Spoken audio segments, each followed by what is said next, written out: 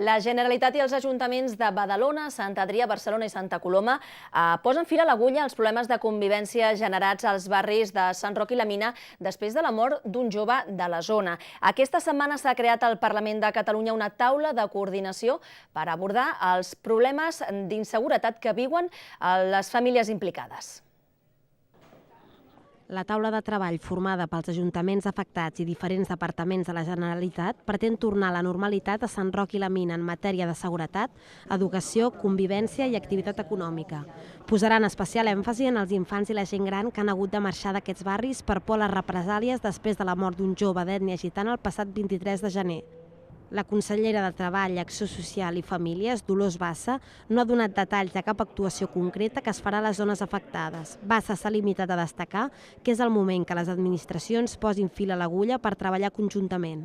A partir de la creació d'aquesta taula de treball, de la tasca de cooperació entre administracions se n'encarregaran responsables tècnics. Hem acordat fer una taula tècnica amb què anirem treballant aquesta setmana. Comencem i, per tant, al llarg d'aquest temps, per tornar a restablir la situació amb totes les mesures possibles.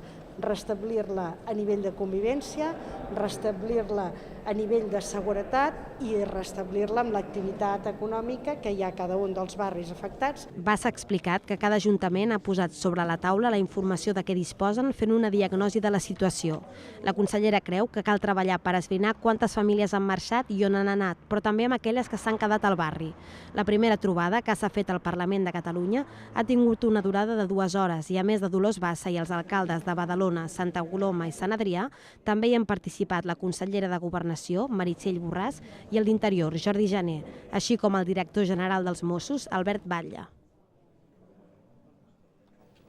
La discreció per part de les administracions està sent la tònica en aquesta problemàtica que ve des de fa poc més d'un mes. Exactament, Sílvia, què ha desencadenat tota aquesta situació? El desencadenant va ser una baralla entre dos grups enfrontats de la comunitat gitana que va provocar la mort d'un jove, com dèiem, al Port Olímpic. Tot i la detenció del presumpte autor a Bilbao, l'incident ha despertat una guerra entre clans als barris de Sant Roc i la Mina, una recerca de venjança que ha provocat la fugida massiva de famílies dels dos barris. Quins problemes està generant tot plegat? Doncs, de moment, el més evident és la marxa, com dèiem, de desenes de famílies. No hi ha xifres clares, però es parla d'unes 60 o 70 famílies, segons s'ha informat aquesta setmana a La Vanguardia. L'èxode està deixant pisos buits i fins i tot aules, segons s'han confirmat fons del govern, que afirma que l'índex d'absentisme a les escoles de la zona s'ha vist incrementat notòriament les darreres setmanes. L'hermetisme sobre la situació està sent generalitzat, però aquesta setmana els veïns de Sant Roc han denunciat als micròfons de Ràdio Ciutat de Badalona la inseguretat que es viu al barri. Des de l'associació de veïns afirmen que els membres del clan gitano al que pertanyia la víctima han atemorit alguns veïns buscant familiars de l'agressor. Hay una inseguridad ciudadana, hay una alarma social. ¿Cómo es posible que en el 2016 haya una familia escondida detrás de una etnia que sea capaz a tener en jaque a tantísima gente? Yo me veo en el pellejo de que yo salgo en la tele dando una amenaza, diciendo que voy a hacer esto, que voy a hacer lo otro, que voy... Eso es inadmisible. Yo no sé cómo se puede permitir que la gente se pueda tomar la justicia por su mano.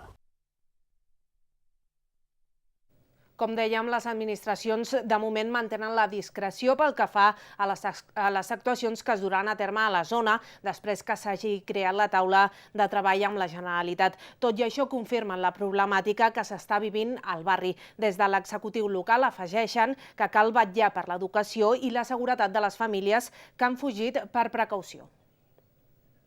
Que evident, si hi ha 300 persones que han marxat del seu domicili, evidentment hi ha un problema. I, per tant, què és el que s'ha de fer per part de l'administració?